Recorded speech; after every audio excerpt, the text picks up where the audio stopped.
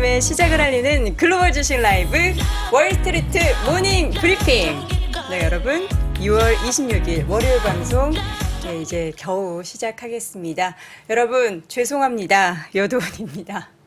오늘 안녕하시냐는 인사 대신에 죄송하다라는 말씀을 먼저 전하겠습니다. 너무 죄송합니다. 제가 입이 10개라도 할 말이 없고요. 뭐 길이 막히든 어쨌든 결국에는 제가 지각한 거기 때문에 너무나 죄송합니다. 오늘 월요일 플러스 빗길입니다. 저처럼 지각을 원치 않으시는 분들은 평소보다 한 10분도 안 될 것 같습니다. 30분 정도 일찍 출발하시는 게 안전하지 않을까 싶습니다. 너무 죄송하고요. 빠르게 뉴욕 증시 분위기 잠시 후에 정리해 드리도록 하겠습니다. 자, 오늘 그리고 박동훈 회계사와 함께 심층 인터뷰 진행을 할 거고요. 월가의 소식은 미국 주식에 미치다 이항영 전문위원과 함께 하도록 하겠습니다. 여러분. 정말 죄송합니다. 제가 그래도 내비게이션을 이겼습니다. 내비게이션은 40분 도착이라고 저한테 여유롭게 알려줬는데 무슨 소리냐. 내 방송이 30분인데 난 더 빨리 가야 한다 하면서 정말 최대한 안전속도를 지키면서 빗길을 샥샥샥 피해왔습니다. 자, 뉴욕 증시 8주 연속으로 올랐던 오름세를 아쉽게도 지난 주말에는 좀 마감을 하는 모습이었습니다. 그 배경에는 긴축에 대한 우려감이 계속해서 작용을 했고요. 또 경기 관련한 지표들이 제조업 쪽의 위축이 계속해서 진행이 되고 있구나라는 그런 분위기가 시장의 위축세를 야기시키는 모습이었는데요. S&P 500 지수로는 주간 단위로 5주 연속의 상승세를 종지부를 찍었습니다. 1.39% 주간 단위로 하락을 한 거고요. 주말 시장은 전체적으로 더 좀 밀렸습니다. 나스닥 지수도 주간 단위로 보면은 1.4% 하락을 해서 8주 연속의 오름세를 종지부를 찍었고요. 다우 같은 경우에는 4주 연속의 종지부를 찍으면서 주간 단위로 1%대 중반 밀렸습니다. 다우지수 주말에는 0.6% 하락, S&P 500은 0.7% 하락하면서 4,848포인트 선, 나스닥 지수는 조금 더 밀리면서 1%대 하락한 13,492선의 움직임이 나타났습니다. 하나씩 이슈를 좀 볼까요? 일단 계속해서 각 중앙은행들의 긴축 행보가 주목이 되고 있습니다. 사실 이전에 나왔던 내용들이죠. 영국 중앙은행이나 어디죠? 북유럽, 노르웨이 중앙은행이나 계속해서 예상보다 큰 폭의 금리 인상을 단행한 부분, 처음에 시장에 전해졌을 때는 시장 분위기가 괜찮거나 개별 종목이 이슈가 좀 긍정적일 때는 큰 반응을 하지 않다가 다시금 또 부정적인 분위기가 형성되면 이 긴축에 대한 행보가 더 많이 시장에 작용을 하는 것 같습니다. 이 가운데 긴축 플러스 경기에 대한 우려감이 다시금 고개를 살짝 들고 있습니다. 경기 침체의 전조로 해석이 되는 일단 국채 수익률 곡선의 역전이 심화되고 있는 부분도 좀 부정적이었고요. 제조업 경기가 반년 만에 가장 낮은 수준을 나타냈습니다. S&P 글로벌이 집계한 미국의 6월 제조업 구매 관리자 지수, 제조업 PMI가 46.3으로 잠정 집계되면서 6개월 만에 최저 수준을 경신을 했습니다. 50을 하회하면서 제조업 경기가 지금 위축 국면에 놓여 있다라는 것을 시사하는 거고요. 또 6월 제조업 PMI는 월스트리트 저널의 전망치였던 49, 그리고 직전 달인 48.4보다 더 하회하는 제조업 경기가 더 안 좋아졌음을 시사했습니다. 6월 서비스업 PMI 예비치 같은 경우에는 54.1을 기록하면서 전월 대비 조금 하락했습니다. 전월이 54.9였는데 이를 하회했고요. 그러나 시장은 53.8까지 좀 내려갈 것이다를 예측을 했는데 이보다는 조금 높게 발표가 됐습니다. 유럽 쪽에서 발표된 유로존 제조업 업황 한번 보자면요. 이 또한 더 안 좋습니다. 37개월 만에 최저치를 경신하는 모습이었고요. 6월 제조업 구매자 관리자 지수 PMI가 43.6. 굉장히 많이 아래 있네요. 지난 5월 수치이자 또 시장 예상치였던 44.8보다 더 아래의 수치가 기록이 됐습니다. 서비스업 유로존 PMI 같은 경우에도 52.4를 기록해서 5개월 만에 최저 수준이 기록이 됐고요. 전달에 55.1 그리고 시장 예상치 54.5보다 더 하회하는 서비스업 PMI가 발표가 됐습니다. 또 여러 발언들이 또 이럴 때 찬물을 끼얹곤 하죠. 제닛 옐런 미국 재무장관 한 인터뷰를 통해서 경기 침체와 관련해 노동시장의 회복세와 또 인플레이션을 고려할 때 가능성이 낮아졌다라고는 했지만 연준이 긴축을 펴고 있기 때문에 침체가 위험이 아니다라고 말하는 것은 아니다. 아니다라고 말하는 것은 아니다. 그러니까 지금 상황이 조금 애매하다라는 거죠. 채권 시장의 판단과는 좀 다르게 또 옐런 장관은 이야기를 하고 있습니다. 앞서서 그 금리 간의 격차 이야기 드렸죠. 10년물과 2년물 금리 간의 스프레드가 마이너스 100bp까지 확대가 됐습니다. 지난 5월 초가 얼마였냐? 보면 마이너스 40bp 정도의 등락을 보였는데 이렇게 장기물 금리가 단기물 금리를 밑도는 역전이 계속해서 심화되고 있다라는 건 채권 시장에는 경기 침체 위험이 있다라는 것을 알리는 그것을 가격에 반영하고 있다라는 의미로 알아두시면 좋겠습니다. 단기물 금리는 연준이 추가 금리 인상을 그 가능성을 계속해서 시장에 피력을 하면서 오름세를 보여왔지만 장기물 금리 같은 경우에는 경기 침체가 나타날 것이다라는 그 위험이 커지면서 3% 중반을 유지하는 가운데 이 둘 간에 좀 스프레드가 확대가 되고 있습니다. 또 이제 연은 총재들 열심히 발언을 하고 있죠. 메리 데일리 샌프란시스코 연은 총재는 올해 2회 두 차례 더 금리를 인상할 것을 보는 것은 아주 합리적이다라고 이야기를 했고요. 그러나 여기서 그나마 조금이나마 희망을 찾을 수 있는 건 목적지에 가까워졌다라는 점에서 속도를 늦추는 것이 신중한 정책일 것이다. 이 속도를 늦춘다라는 건 그 횟수의 그 텀을 이야기하는 걸 수도 있고 이번처럼 잠깐 브레이크 밟은 것처럼 그리고 그 인상의 폭을 이전처럼 많이가 아니고 한 번에 25bp 정도로 생각을 하면 될 것 같습니다. S&P 500 내에서 400개 넘는 종목들이 하락을 했습니다. 모든 업종이 하락을 했고요. 종목 가운데서는 테슬라 주가의 하락 그리고 그동안 상업용 우주 비행에 나선다라는 소식 가운데 급등을 했었던 버진 갤럭틱이 좀 하락을 했는데요. 함께 보도록 하겠습니다. 유틸리티, 인민소비재, 부동산, 기술 관련된 종목들이 업종 지수만 1% 넘게 하락하는 모습이었는데요. 가장 많이 하락한 것이 반도체 쪽도 좀 진한 빨강이 보이고요. 테슬라의 주가의 하락 그리고 스타벅스 등의 종목들의 하락이 눈에 띕니다. 일단 테슬라 투자 등급 강등, 투자 의견 하향 이런 소식 계속 전해지고 있는데요. 이번에는 투자은행 DZ뱅크, DZ뱅크라고 읽어야겠죠. DZ뱅크가 테슬라의 주가가 고평가됐다라고 하면서 투자 등급을 하향 조정을 했습니다. 경기도대로 전기차 수요가 감소하고 있고 중국 업체와의 경쟁도 심화되고 있다라고 이야기하면서 테슬라의 매수 등급을 매도 등급으로 2단계나 하향을 했습니다. 앞서서는 지난주에 모건 스탠리, 바클레이스에서도 테슬라의 투자 의견을 하향 조정한 바가 있었죠. 이제 최근 3일 동안 3차례의 투자 등급 강등이 이루어지고 있습니다. 반면 빅테크 종목 중에서 메타의 주가가 1.35% 강세를 보였는데요. 여러분도 주말에 이 소식을 접하셨는지 모르겠습니다. 테슬라의 일론 머스크와 또 그 메타의 마크 주커버그가 격투기 대결을 예고해서 관심을 끌었죠. 이게 요 촉발이 된 게 프로젝트 92라는 건데 메타가 머스크가 그 트위터를 인수한 이후에 트위터가 과거의 색깔을 잃으면서 이용자 이탈 사태를 맞이한 것을 틈타서 새로운 SNS 프로젝트 92라는 이름으로 지난 1월부터 요 관련된 SNS를 개발해 왔는데 좀 트위터와 유사하게 짧은 텍스트 중심 정보를 주고받을 수 있는 그러한 SNS에 넣어서 트위터를 밀어내려고 하는 움직임 보이고 있습니다. 그 가운데 이 두 분의 체급이나 이런 얘기를 하면서 과연 진짜로 스파링을 할 것인가에 대해서 뉴스 보도가 많이 있었습니다. 주가도 어떻게 보면 좀 엇갈려서 이게 어떤 것을 시사하는지는 모르겠습니다만 메타의 주가는 1.35% 강세 반면 테슬라는 목요일에 이어 금요일장에도 쉬어가는 모습이었습니다. 자, 스타벅스 가운데 보이시죠? 아마존 바로 밑에 있는데요. 2.49% 하락을 했습니다. 했습니다. 스타벅스에서는 미국 내에서 150개 이상의 점포에서 파업을 시작할 것이다. 주말에 파업을 한다라는 소식 가운데 주가가 하락했고요.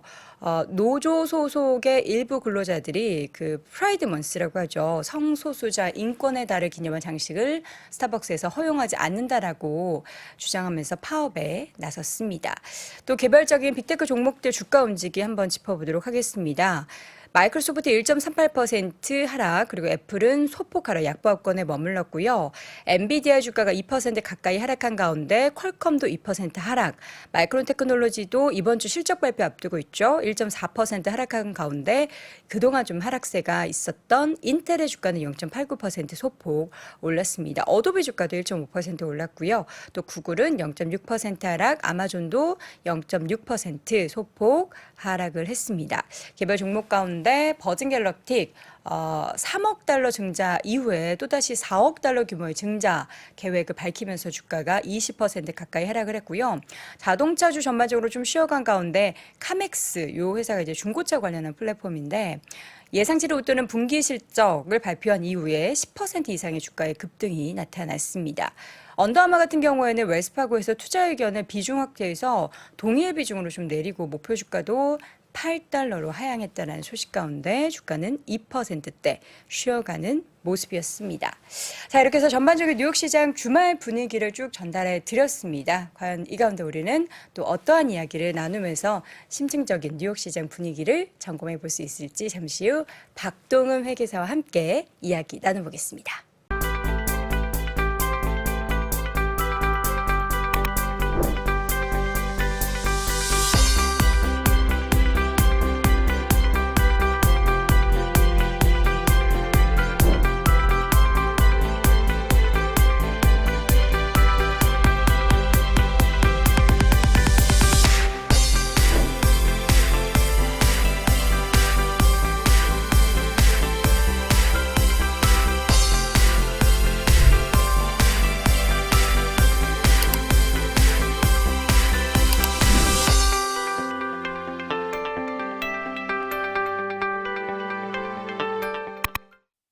네, 월스트리트 모닝 브리핑 함께하고 있는 시각 6시 이제 50분 넘어서고 있습니다. 여의도 가까이 살면 좋죠. 근데 저는 이제 부모님 옆에 사는 게 더 좋은 효녀 입장이라서 그거는 제가 살면서 좀 불가능할 것 같아서 어떻게 해야 될지 모르겠습니다. 모르긴 뭘 몰라요. 그냥 비 오는 날은 1시간 일찍 출발하는 게 안전하겠죠. 여러분들도 오늘 지각하지 마시고 빗길에 꼭 안전운전 하시길 바랍니다. 자, 이번에는요 박동호 회계사와 함께 신층 인터뷰 나눠보겠습니다. 회계사님 어서 오세요. 네, 안녕하세요. 네, 반갑습니다. 네. 오늘은 빅파머 얘기를 해주신다고요? 조금 어려운 내용들이기는 한데 네. 그 좀 상징적인 사건이 하나가 있었어요. 그 관심이 없는 섹터면 아마도 모르실 수도 네네. 있는데 그 빅파마 기업 중에서 가장 오래된 기업이 어딜까요? 파이자? 존슨앤존슨이 존슨이요? 136년의 역사를 파이자는요? 파이자는 조금 덜 됐나요? 조금 덜 됐습니다. 오. 제가 정확하게는 기억을 못 하는데. 존슨앤존슨이 130년이 넘었어요. 예. 와. 그 뒤를 이제 일라이 릴리가 한 123년의 업력을 자랑을 하는. 그렇게 오래돼. 아니 그러면은 저희가 사실 아는 존슨앤존슨은 네. 로션으로 많이들 기억하시잖아요. 근데 그건 매출 비중이 정말 작아요. 근데 네. 뭐가 먼저 시작인가요? 이제 그런 제약, 의약 관련된 업태가 시초인지 네. 로션이 시초인지. 시작은 제약이죠. 아, 그렇군요. 자, 그럼 오늘 빅파마에 대해서 가지고 오신 주요한 이유는 네. 뭘까요? 제가 이제 업력을 말씀을 드렸는데 그 이제 그 사실 이제 존슨앤존슨의 자존심이었죠. 그 우리가 이제 보통 이제 빅파마라고 하고 정확하게 뭐 섹터명 말할 때는 뭐 이제 라지캡 파마 이렇게 보통 얘기를 하는데 네. 부동의 1위였는데 순위가 바뀌었습니다. 일라이 릴리가 이제 그 섹터에서 1등으로 치고 올라왔고 존슨앤존슨이 이제 2등으로 밀려나는 이제 그런 사건이 있어가지고 그래서 뭐 존슨앤존슨이 못했냐 그거는 아니고 거기도 실적은 잘 나왔는데 좀 시장의 좀 성장성과 그다음에 시장의 규모가 아무래도 지금 릴리가 하고 있는 이제 이런 그 약품이 더 아마 크기 때문에 좀 바뀌지 않았을까라고 생각을 하는데 네. 그 가장 시장 규모하고 성장성이 있는 사실 좀 표현이 좀 이상하기는 한데 그 약품이 뭘까라고 한 번씩 생각해 보실 수 있을까요? 시장 그 제약 분야에서요? 최근에? 예, 예. 최근 뭐 비만이죠. 그렇죠. 예, 비만. 정확히 아시네요. 아니 왜냐면 저도 제가 예. 코로나 사이에 예, 살이 예, 많이 몸무게가 살이라고 표현하면 좀 너무 직관적이라서 예. 한 4kg가 늘었는데요. 네, 이게 그렇게 안 말하면은 빠져요. 근데 그렇게 말하면은 네. 욕 많이 하실 것 아니 같아요. 아니 근데 진짜 여러분들 제가 바지가 안 맞아가지고 굉장히 고민하고 있어요. 저도 관심이 되게 많거든요. 4kg는 뭐 어디가 사실 명함 못 내미는 아니 근데 뭐- 여자 그렇게 4kg 큰 겁니다. 네 어쨌든 그 최근에 네. 비만 얘기 굉장히 많잖아요. 일라일릴리는 그래서 막 주가가 오르기도 했고요. 시장 규모가 한 140조 얘기하더라고요. 예. 그게 원래는 이제 당뇨병 전문 기업인데 릴리도 그렇고 그 다음에 지금 이제 그 섹터에서 3등으로 지금 이제 또 바짝 추격하고 있는 이제 노보노디스크도 네. 역시 비만 원래는 이제 당뇨병 치료제죠. 근데 당뇨병 치료제가 결국은 또 이제 비만이랑 연결이 되다 보니까는 이제 국가별로 차이가 있기는 한데 그 이제 비만 치료제로까지 승인을 받으면은 시장 규모가 더 커지는 거고 그렇죠. 예, 당뇨병으로만 왜냐하면 이제 아무래도 오남용에 대한 이슈가 있기 때문에 그 다음에 또 좀 냉정한 말이지만 사실 살은 또 내추럴하게 빼는 게 제일 좋기는 한데 내추럴하게 빼는 것 자체가 예, 굉장히 어렵죠. 그렇긴 한데 네. 예, 이제 그 오남용 이슈랑 또 부작용 이슈가 맞아요. 있으니까는 예, 허가를 더 잘 안 해주려고 하죠. 우리나라도 좀 굉장히 좀 그 허가가 까다로운 상황이어가지고 까다로워야 하죠. 왜냐면은 그거를 잘못 먹으면 약간 또 이게 그런 약도 있잖아요. 뇌에서 배고픔을 좀 인지를 덜하게 만드는 어쨌든 그 조작하는 거니까 그렇죠. 그게 몸에 예. 좋을 리는 없죠. 그렇죠. 음. 그래서 뭐 초반에는 메스껍고 뭐 네. 예, 굉장히 안 좋다라고 하는데 그래서 이제 이쪽 시장이 워낙 커지다 보니까는 릴리하고 지금 그 노보노디스크가 지금 주가가 계속 지금 올라가고 있고 사실 나머지 제약바이오 기업들은 조금 이제 정체인데 이거 저기 그 준비된 자료 한번 같이 보시면은 네. 실적 대비 주가의 이 멀티플 보통 이제 우리가 P라고 하죠. 그 순이익 대비 주가 사실 보면은 좀 차이가 굉장히 많이 나요. 그 릴리 같은 경우에는 순이익 대비 주가가 65배. 그다음에 노보노디스크는 이제 제가 노란 박스 쳐놓은 것처럼 42배 정도. 네. 요렇게 되는데 나머지 이제 그 대형 제약사들 순이익 대비 주가 그 PER 보시면은 뭐 한 16배, 뭐 한 10배. 예, 이 결국은 이게 의미하는 게 성장성과 그 다음에 이제 뭐 시장 그 규모도 그렇고 결국은 이제 릴리하고 노보노디스크 그러니까는 이 그 저기 그 뭘까요? 무슨 말씀하시는 걸까요? 제가 뭘 알아야지 네, 대답을 당뇨병. 드리는데 당뇨병. 아 당뇨병이란 말 생각이 안 네, 나네. 당뇨. 당뇨병, 예. 네. 당뇨병 치료제 전문 기업들만 가는 이제 이런 상황이고 좀 나머지 제약사들 사실 뭐 실적 다 잘 나오고 있는데 못 가고 있으니까는 참 사실은 이제 두 개의 제약사 제외하고 다른 데 투자하시는 분들 힘이 네. 좀 빠지실 수도 있기는 할 것 같긴 해요. 이게 당뇨라는 게 전 세계적으로 그리고 약간 현대인병이잖아요. 네. 그러면서 더 뭐 우리나라도 당뇨 환자 굉장히 많이 늘고 있고 뭐 소아당뇨 뭐 이런 것도 굉장히 문제고 미국 같은 경우에는 사실 비만 환자가 그 우리나라 대비해서는 너무 사실 심각한 수준이니까 관련해서 연계돼 가지고 시장이 커질 수밖에 없는 상황인 건데 지금 그 분야에서 일라일릴리가 뭔가 선두 자리에 계속해서 치고 올라가고 있다라고 생각을 하면 되는 거예요? 그렇죠. 예, 그 릴리하고 노보노디스크의 이제 핵심 품목들이 다 당뇨병이기 때문에 네네. 그다음에 이제 그 당뇨 쪽을 하면 또 잘 아시는 분들은 또 이제 좀 조금 깊게 들어가면은 이제 1형 당뇨하고 2형 당뇨가 있는데 이제 1형은 쉽게 말하면 이제 어릴 때부터 그 소아당뇨? 그렇죠. 소아당뇨죠. 그러니까는 좀 태어날 때부터 좀 이제 인슐린 분비가 좀 원활하지 않은 이제 췌장에 조금 이제 좀 안 좋게 태어난 게 이제 보통 1형 당뇨고 그다음에 이제 2형 당뇨는 이제 보통 이제 정의는 40세 이후에 아무래도 좀 이제 운동 부족이나 또 이제 그 식생활 문제로 인해서 40세 이후에 나타나는 당뇨를 이제 보통 2형 당뇨라고 하는데 근데 요즘은 이제 뭐 사실 나이도 빨라졌고 그다음에 환자 수도 워낙에 많이 늘어나다 보니까는 두 회사 다 이제 2형 당뇨에 이제 집중을 할 수밖에 없는 이제 그런 상황이고 그 다음에 결국은 또 이제 그 당뇨 관련된 또 그 치료제가 또 비만도 또 다스릴 수 있다라고 또 이렇게 이제 밝혀지면서 시장 규모가 더 커질 수밖에 없었고 사실은 당뇨병 치료제를 하고 있는 회사가 여기 두 개 말고도 뭐 사노피도 있고 그 다음에 뭐 머크도 일부 있는데 근데 워낙에 이제 그 뭐 릴리 같은 경우에도 아까는 말씀드렸지만은 123년의 업력 여기도 원래 시작이 그 당뇨병 치료제로 시작을 했었고 그 다음에 이제 덴마크의 노보노디스크 같은 경우에도 뭐 당뇨만 거의 매출 비중에서 한 90% 가까이가 당뇨병이기 때문에 네. 예, 이제 그 선택과 집중한 회사들이 결국은 이제 뭐 성공했다라고 볼 수가 있을 것 같아요. 주가 흐름을 봐도 알 수가 있을 것 같아요. 추세적으로 보면은 일라일릴리는 뭐 살짝 부침 있긴 한데 계속 우상향 크게 하락하지 않고 올라가고 있고 존슨앤존슨은 지금 장기 차트 보면 약간 N자형을 네. 보이고 있고요. 머크 같은 경우에도 조정을 보였다가 최근에 좀 반등하고 있고 파이자 같은 경우에는 뭐 코로나 때는 반짝 뛰었지만 그 다음에는 오히려 더 안 좋아지는 움직임. 이제 일라일릴리만 약간 독주하고 있네요. 그렇죠. 네. 실적은 사실 파이자가 제일 좋은데 아, 실적을 그럼 좀 볼까요? 숫자로 예. 찍히는 지금 현재의 실적. 예, 다음 페이지 한번 네. 같이 그 준비된 자료 보시면은 사실은 이제 물론 일회성이기는 합니다. 그 맨 밑에 있는 파이자의 매출액을 보시면은 다른 회사 매출액보다는 뭐 훨씬 더 크게 나올 정도죠. 이게 기준이 언제죠? 2022년 가장 최근 실적 연 예, 기준? 연자료입니다. 예, 연간 자료고 네.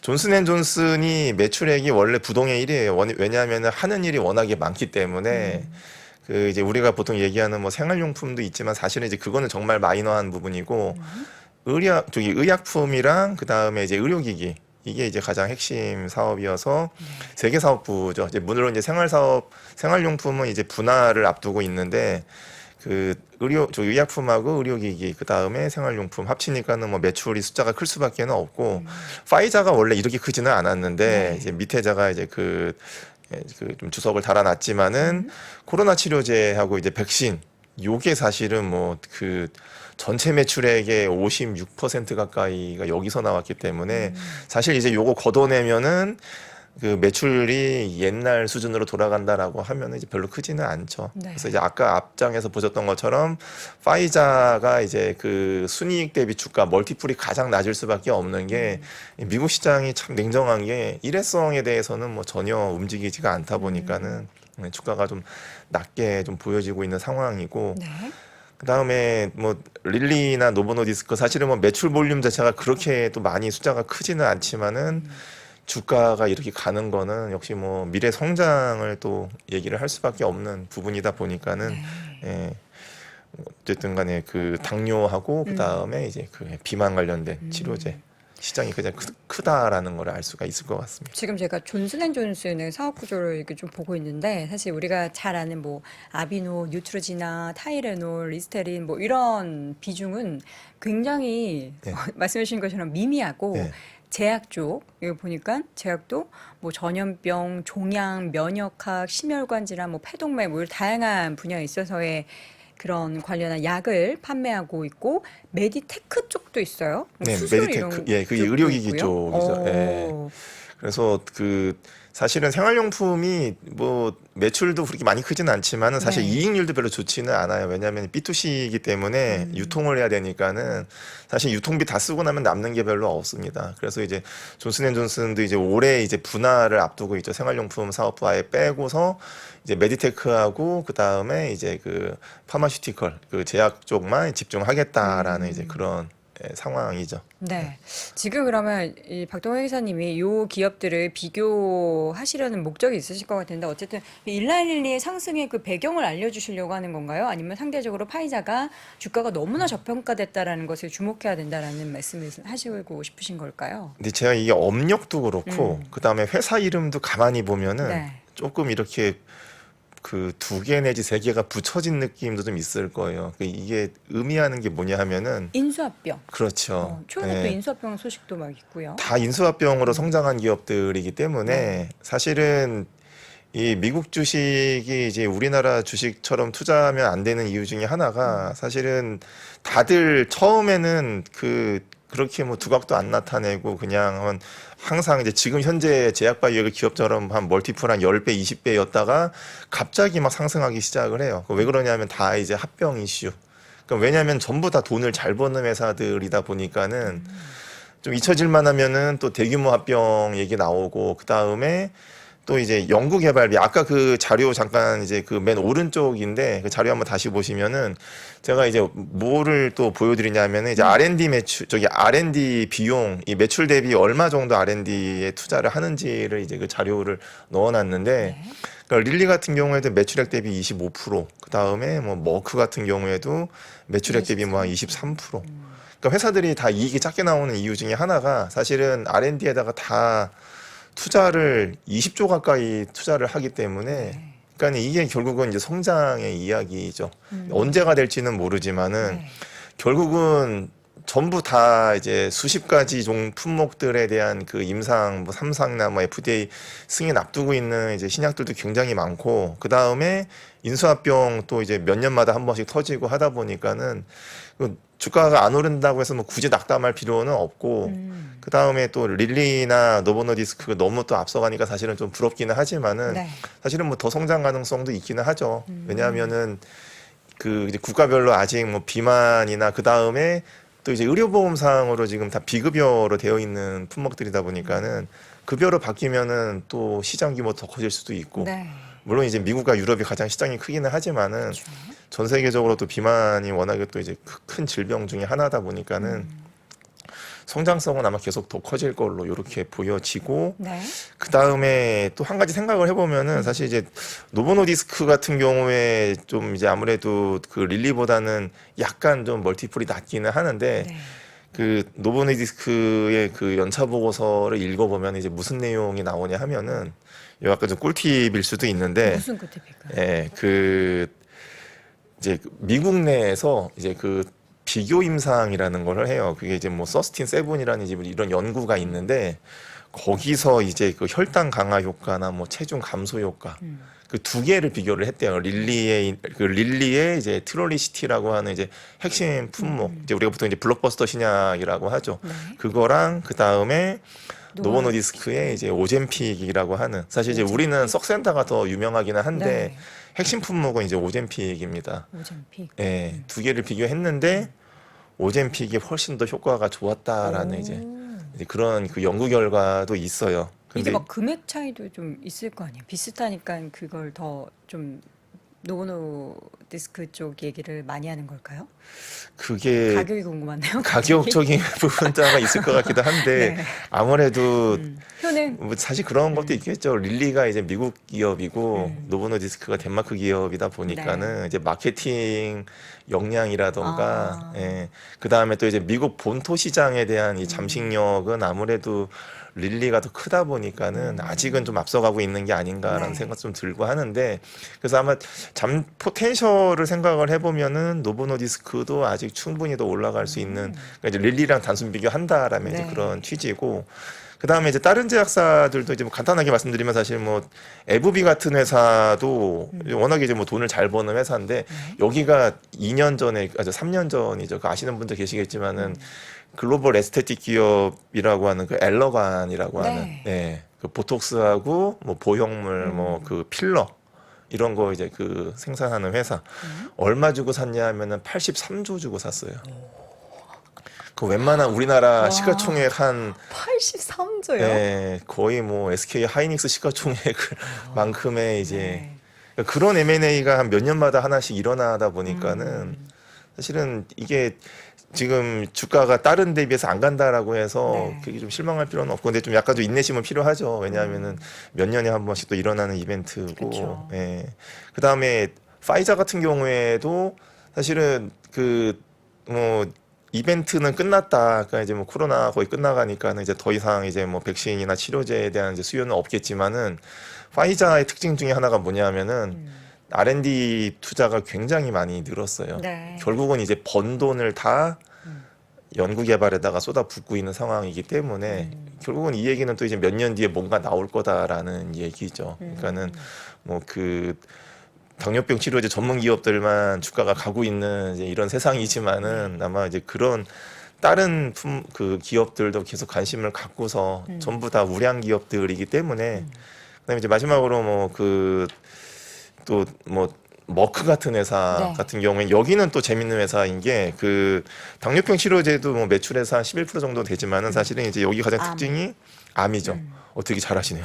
예전에 한번 네. 그 다른 출연자분께서 머크에 대한 이야기를 좀 자세하게 해주셨던 기억이 나거든요. 아, 여기가 키투르다라고 하는 이제 그 의약품이 있는데 이게 왜 유명한가 하면은 이제 뭐 자궁경부암 뭐 간암 해가지고 한 13가지 암에 대한 단독 치료제, 그다음에 뭐 병행요법 치료제.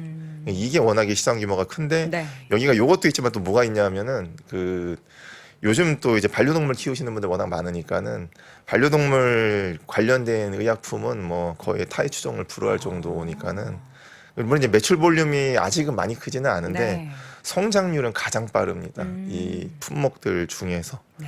그다음에 이제 이런 것도 있고 그다음에 여기도 마찬가지로 한 2년 전에 또 여러 개 또 바이오 기업들을 또 인수를 했는데 그것도 한 20조 이상. 그러니까 여기는 인수합병 하면은 기본 수십조니까는 네. 예, 이런 거 고려하면은 다 사실은 성장 가능성은 가지고 있는 기업들이다. 뭐 사실 어느 하나 버릴 거는 없다라고 아마 생각을 하면은 될 것 같고 네. 어쨌든 간에 뭐 요즘 추세로는 당뇨병하고 비만 치료제가 뭐 거의 뭐 압도적이다 이렇게 볼 수가 있을 것 같습니다. 사실 이제 앞서서도 우리 회 기자님께서 말씀해 주셨지만 우리나라 바이오주, 그러니까 제약주 큰 기업들 말고 좀 사실 상대적으로 적고 이제 막 뭔가 열심히 연구를 하고 있는 그런 기업들이 훨씬 많잖아요. 그래서 결을 달리 봐야 한다. 한국의 제약바이오 기업과 미국의 제약바이오 기업을 바라볼 때에 사실 우리나라 같은 경우는 이렇게 회계상으로 뭔가 볼 게 없는 경우도 없죠. 많잖아요. 마이너스 나고 이렇게 안 좋은 경우가 훨씬 많은데 미국은 그렇지 않다라는 것을 보면서 여러분들이 그 바라볼 때 미국 제약바이오 기업들은 실적이 이렇게 많이 나고 관련한 연구개발 비용에 있어서도 돈을 그렇게 많이 쓸 만큼의 뭔가 성장성이 더 많이 있구나라는 것을 항상 좀 유념을 해 두시면 좋을 것 같습니다. 혹시 뭐 관련해서 더 마지막으로 하실 말씀이 있으실까요? 마지막으로 보니까 네. 노보노디스크도 노보노디스크, 예. 주가가 엄청 많이 올랐어요. 일라니니 예. 못지않게. 노보노디스크가 얘네가 그 당뇨병 치료제 비중이 네. 그 전체 매출액에서 88%. 88% 굉장히 예. 높죠. 그다음에 여기가 뭐 인슐린 분비 관련해 가지고 그 압도적으로 지금 시장을 지금 잡고 있는 상황이다 보니까는 성장성 어차피 뭐 릴리 가는 거 보면은 노보노디스크 가지 말라라는 법도 없죠. 왜냐면 아까 말씀드렸던 것처럼 어쨌든 간에 상대 비교했을 때는 훨씬 더 효과가 좋았다라는 거는 검증된 상황이기 때문에 네. 예, 가능성만 놓고 보면은 뭐 노보노디스크도 괜찮다라고 볼 수가 있죠. 알겠습니다. 자, 이렇게 해서 미국의 제약바이오 기업에 대해서 오늘 또 정리해보는 시간 가져봤고요. 오늘 이 시간 박동흠 회계사와 함께했습니다. 회계사님 고맙습니다. 네, 고맙습니다.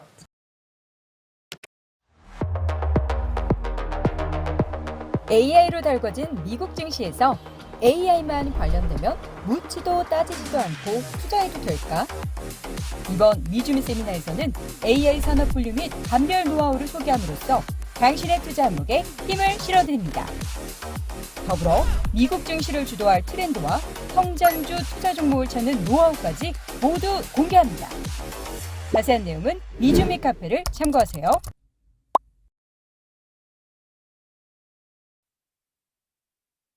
이번에는 월가의 소식 미국 주식에 미치다 이양영 전문위원과 함께합니다. 위원님 어서 오세요. 네, 안녕하세요. 제가 또 위원님 덕분에 주말에 효도했잖아요. 왜요? 위원님이 신발 되게 편하다고 추천해 주셨던 거를 저희 부모님께 또 딱 사드렸더니 엄청 좋아하시더라고요. 제가 다른 거는 주식 얘기하면 다 틀리잖아요. 다 틀리는데 뭘 저한테 틀려요? 개인적으로 물어보면 제가 해결해야 되는 게 두 가지가 있어요. 뭐예요? 신발과 신발은 제가 유일하게 돈 주고 사는 거잖아요. 네. 제가 쇼핑을 안 하는데 그거는 제가 발이 안 좋아서 평발이라서 제가 지금 신발에 민감해서 신발 하나 사는 게 있고 또 하나는 이제 예전부터 저를 아시면 계시겠지만 뭘 보면 좋은지 영화, 미드, 뭐 유럽 드라마 문화적인 뭐 그런 건 제가 콘텐츠. 얘기해 보면 금방 제가 10개씩 뽑아드리죠. 알겠어요. 여러분들 주식은 제가 제일 틀립니다. 예, 네. 궁금하신데요. 이쪽으로 궁금하시면 미주미 카페를 통해서 또 궁금증을 물어보시면 답변 되게 잘 해주시더라고요. 그런 건 말씀드리죠. 그런 건. 네. 네. 자, 그럼 오늘 어떤 이야기부터 좀 풀어볼까요? 지난 주말에 지난주 내내 별로 좋지 않았죠. 사실 지난주까지만 계속 올라갔으면 나스닥이 9주 연속 상승할 수 있었고요. 네. S&P 6주 연속 상승할 수 있었고 다우지수 연속 상승할 수 있었는데 지난주 내내 하루 이틀 정도 제약은 계속 흘러내렸단 말이죠. 그래서 오늘 제일 첫 화면 이걸로 준비해봤는데요. 그냥 모두 실패했습니다. 지난주에는. 그게 이제 제목입니다. 이번 주에 보면 화면 좀 보여주시면 그 모든 것의 연속 상승이 좀 좌절됐다라고 보셔야 되겠고요. 거기다가 또 엔비디아를 비롯한 반도체.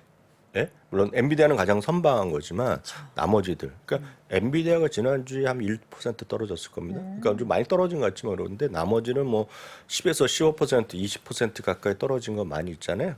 그래서 결국은 1등주만 살아남고 그리고 나머지 좋지 않았죠. 그리고 한편에서는 성장주의 약세가 좀 상대적으로 지속된 것이 지난주 내내 흐름이었습니다. 그리고 그 그림을 한번 보여주시면 그림을 보여주셔야 되는데 나스닥이 8전속 상승 이후 첫 하락하는 모습을 보여줬고요. 상대적으로 보면 그 다음 그림 보여드리면 S&P 500이 또 5주 연속 상승 이후 첫 하락하는 모습을 보여줬습니다. 그래서 이게 모두 좀 아쉬운 그런 흐름이 됐다라고 보셔야 되겠고요. 상대적으로 보면 지난주 내내 또 하나의 이슈가 있었다 그러면 또 하나가 이슈가 있었다 그러면 그 바그너 그룹과 모스크바 얘기. 그 얘기가 핫하더라고요. 뭐 우크라이나 얘기 그리고 재건 산업 얘기 뭐 이런 것들이 가장 지난주 내내 이슈가 있었잖아요. 그래서 제가 그 토요일 날 뉴스 보면 토요일 날 MBC, KBS 전용 뉴스 보면 거의 뭐 절반이 이 얘기였어요. 근데 어저께 보면 또 완전히 또 다른 얘기가 나왔잖아요. 그래서 이런 것들입니다. 그래서 좀 이건 KBS 뉴스 화면 갖고 오고 뭐 워너그룹 이런 것도 갖고 오고 그래서 결국 200km 밑에서 이제 전격적으로 뭐 화해했는지 어떻게 됐는지 뭐 벨라루스의 가수 뭐 이런 얘기 하잖아요. 벨라루스 가보신 분 별로 없으실 것 같아요. 생각만 해도 뭔가 무섭잖아요. 저도 안 가봤어요. 미국의 영화 보면 항상 뭐 테러 집단 이런 나쁜 사람들이 거기에 근거를 뭔가 위험한다는데. 그래서 우리나라에서도 지난주 뭐 보면 정부에서 우크라이나 뭐 재건 산업 뭐 이런 소식 관련주 등등 올라가는데 그리고 이거 질문하시는 분도 계시더라고요. 이거 시장 어떻게 되냐고. 근데 저는 이렇게 보고 있어요. 전쟁에 관련된 소식 중요하죠. 중요하죠. 그것 때문에 주가 내리고 오르고 내리고 할 수 있죠. 그래서 관련 테마주 찾기도 하고요. 주가 올라갔다 그렇지만 결국 제자리 가는 게 대부분이란 말이죠. 저는 미국 주식에 진심인 투자자라면 그러실 필요 없다고 보고 있어요. 어느 기업이 장기적으로 돈을 더 잘 벌지 그것만 생각해도 저는 시간이 넘쳐난다 보고 있고요. 미국 주식은 장기 적립식 분할 매수가 가장 쉬우면서도 확률이 높다. 주식 투자는 어떤 것도 무조건 돈 번다 이런 사람들이 있다 그러면 다 녹음해둬 갖고 그냥 감독원에 신고하면 돼요. 다 그건 불법인 얘기거든. 처음부터 끝까지 말도 안 되는 사기꾼이자 불법입니다. 무조건 올라간다 이런 얘기하는 거야. 그러니까 이런 것들은 하여튼 확률이 높은 방법은 좋은 주식을 장기 적립수로 갖고 가는 게 좀 맞다라고 보고 있습니다. 종목으로 보겠습니다. 엔비디아가요. 엔비디아도 지난주에 좀 떨어졌죠. 그렇지만 그 전주 대비 보면 1%, 1, 2% 정도밖에 떨어지지 않았어요. AMD가 좀 더 떨어졌죠. AMD 제법 많이 떨어졌어요. 브로드컴 같은 것도 좀 떨어졌잖아요. 그렇지만 이런 것들도 정말 양반입니다. 약간 그 적자 기업들 이런 것도 훅 떨어진 게 워낙 많을 겁니다. 지금요. SOXX 같은 경우 이거는 반도체 그냥 정방에 한 대짜리 정상적인 것들입니다. 이것도 지금 보면 좀 떨어지는 모습이잖아요. 지금 이것만 해도 선방이죠. 어쩌면 이거를 똑같이 많은 분들은 SOXL 이런 거 하시잖아요. 3배짜리. 그쵸. 3배짜리 하면 정확하게 지난주에 15%, 16% 정도 떨어졌을 겁니다. 그래서 이런 것들을 보시면 늘 말씀드리면 너무 무리하지 마시고 트레이딩 위주로 하지 마시고 좋은 주식을 위주로 좀 안전하게 그냥 분할해서 갖고 가시라. 이 정도 먼저 말씀드리겠고요. 지난주에 보면 전반적으로 테슬라도 그렇고 애플도 그렇고 목표 투자 의견 조금 내린 것들이 좀 뭘까 좀 많이 있습니다. 지금 최근에 보면은요. 최근에 좀 단계적으로 올라서. 네, 그런 것들이 되겠고요. 테슬라 잠깐 보면 테슬라 AI라는 거가 트위터 계정 5월달에 만들어 놓고 활동을 안 하다가 지난주부터 이제 공식적으로 이제 쓰기 시작했거든요. 그것은 그만큼 지난주에 그 이남우 교수도 금요일날 얘기 보면 핵심이 그거 아니에요. 하드웨어이죠. 그렇지만 장기적으로 소프트웨어 쪽에 대한 평가를 받을 수 있다. 그런 얘기를 좀 했잖아요. 금요일날 아침 방송 여기 나와서 이 교수께서 얘기하실 때 결국 테슬라의 AI에 대한 계속 멘트가 계속 나올 것 같아요. 그래서 뭐 이런 것들에서 뭐 컴퓨터 뭐 나온다는 등등 얘기를 하고 있잖아요. 그런 것도 보시면 되겠고요. 테슬라 같은 경우도 주가는 지난주에 조금 쉬는 모습. 그리고 말씀드렸다시피 아담 조나스는 대표 인물인데 그 양반이 매수해서 중주 내렸고 최소한 지난주에 3군데 정도가 투자액이 좀 내렸을 겁니다. 지난주에. 베런스인데요. 베런스는 월가 여러 가지 언론이 있지만 베런스는 이제 약간 성격이 다르지만 이 다 같은 회사라고 보시면 돼요. 말하면 월스트리트 저널이 그냥 대표적인 기업이 되겠고요. 또 온라인으로 전용하는 기업이 이제 마큐도치요. 다 같은 회사입니다. 같은 회사. 계열사 뭐. 네, 같은 회사라고 보시면 돼요. 다 오너 한 위에 있는 산하라고 보셔야 되겠고요. 베런스는 월스트리트 저널에 이제 주말판 같이 하다가 물론 오프라인에서도 계속 나오지만 온라인 하면서 이것도 다 같은 회사라고 보셔야 되겠는데요. 이들은 자체적인 자기네 에디터를 갖고 종목도 얘기를 하고요. 이제 취합해서 하는 기사도 많은데 여기 보면 작년부터 이제 얘기하고 금년 1월 6일 날 딱 이 기사거든요. 왼쪽 기사거든요. 1월 6일 날인데요. 그 당시 주가가 113.06달러 당시에 이 제목입니다. 테슬라가 여러 가지 문제가 있다. 이슈거리가 있지만 그래도 주식을 사야 된다는 가격이 113.06달러였어요. 주말에 그 당시에 나왔던 건데요. 근데 지난 23일 날이요. 금요일이죠. 금토해 갖고 이제는 여전히 좋다는 얘기죠. Everything is going well. 테슬라가 지금 좋다 이가 잘 나가고 있는데 이제는 팔아야 될 시기다. 그래서 23일 날 차익 실현을 또 추천했습니다. 그래서 같은 사람들이 하는 거예요. 그래서 이게 뭐 다 sell everything 이런 거가 아니라 일부 차익 실현하라는 그런 의견이 꽤 나오고 있다라는 것들. 물론 좋은 분 계속 갖고 오면 되죠. 다만 그 저도 진입을 하면 뭐하러 파냐 그러거든요. 그렇지만 한쪽으로 몰려 있다. 100%를 갖고 있다. 100% 엔비디아를 갖고 이런 분이 꽤 많이 있거든요. 주위에 보시면 그런 분들의 조언을 하는 사람도 꽤 있다 지금. 그런 것들 해서 이런 의견도 있다라는 정도 한번 참고해 보시라 이렇게 해서 소개해드립니다. 하여튼 주식은 맞다 틀리다는 얘기는 한두 끝도 없어요. 선하게 있을 수 없고 절대적으로 맞는 게 없어요. 다만 이런 의견도 꽤 있다. 이것은 전반적으로 지금 시장이 좀 과하게 많이 올랐다라는 느낌을 갖고 있는 사람도 꽤 있다라는 거. 전반적으로요. 뭐 S&P 500, 나스닥 마찬가지라고 보셔야 되겠고요. 또 하나 이제 보여드리면 이거는 이제 또 한 곳에서 한 건데요. 애널리스트 의견보다 많이 오른 주식을 8개를 뽑은 데가 있어요. CNBC에서 뽑은 건데요. 지금 어떻게 뽑았냐면 이제 많이 올랐다는 거를 이제 우리 RSI로 일단 과매수, 과매도도 얘기하는데 오늘 여기는 RSI 한 것이 아니라 전형적으로 반대되는 의견을 우리가 많이 보여드립니다. 특히 많이 살만한 주식들 얘기할 때 보면 목표 주가 대비 여전히 여력이 많이 있거나 매수 의견 비중이 50% 이상이거나 아니면 시가총이 어느 정도 이상 같은 거 그리고 RSI도 들어가기도 하는데 이걸 완전히 뒤집은 거라고 보시면 돼요. 그래서 우리나라 언론과 미국 언론의 가장 큰 차이는 우리나라 언론은 매수가 사야 된다는 얘기 많이 하잖아요. 애널리스트도 마찬가지인데요. 미국은 반대되는 의견도 그냥 많이 합니다. 네, 그래서 이거는 본인이 판단하셔야 되겠는데 이건 반대로 목표 주가 대비 10% 이상 올라 있는 주식들. 그리고 매수 의견 비중이 50% 이하로 좀 내려간 것들.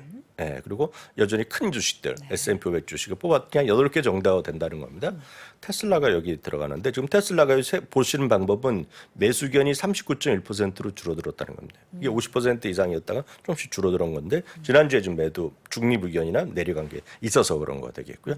타겟 프라이스까지의 거리가 지금 20.8% 정도 오버돼 있다라는 거. 오른쪽 이제 지난주 중반까지 주가의 올해의 상승률인데요. 이런 게 뭐냐면 테슬라, 카니발, 티로, 카맥스 그리고 이거 엑스페디터스 이건 제가 잘 모르는 회사가 되겠고요. 노르웨지안 크루즈 그리고 맥코믹은 저희도 말씀드렸다시피 후춧가루, 후추, 페퍼요. 그리고 인텔 이런 것들이 여기 포함된다라는 것도 일단 보시면 좋을 것 같아요. 보시면 카니발 같은 경우 네, 이거 엄청 잘 가고 있는데 지금이요. 특별히 뭐 조정 받은 적이 없는데요. 이런 것들이 포함돼 있는 이렇게 분류된다라는 거죠. 맥코믹이 여전히 살아있습니다 지금요. 맥코믹이 지금 지난주에 저희가 목요일날도 보여드렸잖아요. 이게 지금 후춧가루로 지금 필수소비자를 막 가는 거잖아요 지금요. 인텔이죠. 인텔 같은 경우가 지금 AMD도 떨어지고 엔비디아도 쉬었지만 인텔이 많이 떨어진 건 딱 하나거든요. AMD는 지금 물건 잘 나가고 있어요. 엔비디아는 워낙 잘 나가고 있단 말이죠. 인텔은 이게 올라가는 계기가 혹시 기억하시죠? 왜냐하면 젠슨왕이 인터뷰를 통해서 인텔에서 시제품 만들어봤더니 괜찮더라. 앞으로 할 수도 있다 얘기했고요. 인텔이 이제 주목하셔야 되는 게 인텔은 저는 개인적으로 선호도가 없어요. 다만 인텔은 기대하는 사람이 꽤 많습니다 지금. 왜냐하면 인텔은 두 가지가 있죠. 가장 미국에서 소위 그 리쇼링해서 인텔에서 이제 미국 내에 투자를 늘리겠다고 얘기 많이 했고 그래서 이제 지원을 많이 받는 정부 정책에 순응하는 회사인데다가 인텔이 이건 누가 얘기하는 거 아니야? 기자 얘기하는 것이 아니라 게 아니라 인텔의 CFO 있죠. CFO가 지난주에 인터뷰하면서 조만간 큰 건의 계약 발표가 있다고 얘기했어요. 그거는 뉴스가 분명히 있습니다. 찾아보시면. 그래서 그런 걸 기대하는 사람들은 지금 인텔을 사둬야 된다는 얘기를 많이 합니다. 그런 것들을 좋아하시는 분들은 한번 찾아보시고 스스로 판단하셔야 될 것 같아요. 그래서 저는 선호도가 별로 없지만 인텔은 지금 그런 목소리도 있다라는 것도 제가 참고적으로 알려드리겠습니다. 네. 특징주 추가적으로 몇 가지만 보겠는데요. 버진 갤럭시. 버진 갤럭티가 이제 완전 또 제자리 갔죠. 그러게요. 예, 좀 심했죠. 왜냐하면 이번에 3억 달러인가 증자 발표하면서 4억 달러 또 할 거라고 얘기했잖아요.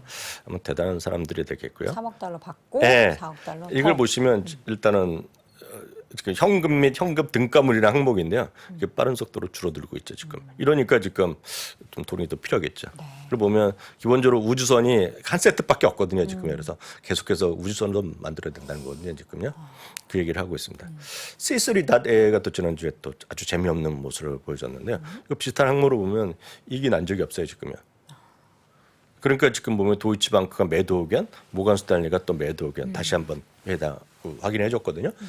돈을 벌지 못하는 기업들에 쫓아가기가 쉽지 않아요. 그러니까 올라갈 때 보면 엄청 좋지만 조금 쉴 때 되면 증폭이 끊어져. 반대로 또 시장이 또 바뀌면 훅 더 올라갈 수 있습니다. 그래서 이런 것들은 늘 말씀드리지만 선하게 있는 것이 아니라 본인들의 선택의 문제다라고 보셔야 되겠습니다. 여튼 C3.ai는 뭐 좋아하시는 게 많이 있고 사실 또 일부 비판하는 사람들은 C3.ai의 최고의 가치는 심벌이라고 합니다. 지금 심벌만 팔면 대박 볼 거라고 얘기하는데 그냥 농담으로 하는 얘기가 되겠고 여튼 늘 말씀드리지만 지금 현상도 중요하지만 여러분들의 안전도를 보면은 이걸 꾸준히 버는지 안 버는지 이익이 나고 있는지 이걸 막 날 것 같은지 그런 것들 그리고 아니면 그랑 상관없이 계속해서 돈을 잘 벌고 있는지 그리고 1등 기업인지 1등 기업이 손을 대줘야 되는지 아니면 점유때는 3등인지에 따라서 답이 없어요. 여러분들 선택을 잘 하시고 종목을 잘 안배하시기 바랍니다. 오늘 여기까지 하겠습니다. 자, 이렇게 해서 오늘 특징적인 기업들까지 확인해봤고요. 미국 주식에 미치다 이항영 전문위원과 함께했습니다. 고맙습니다. 네, 감사합니다.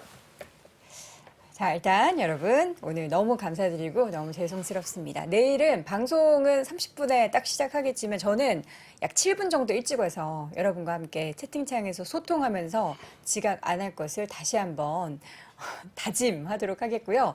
이 장마가 시작됐다고 하죠. 오늘뿐만 아니라 계속해서 이제 빗길 조심하시고 안전운전하시고 이동하실 때 조심하시기 바랍니다. 저는 내일 오전 6시 30분에 꼭 돌아오겠습니다. 여러분 고맙습니다.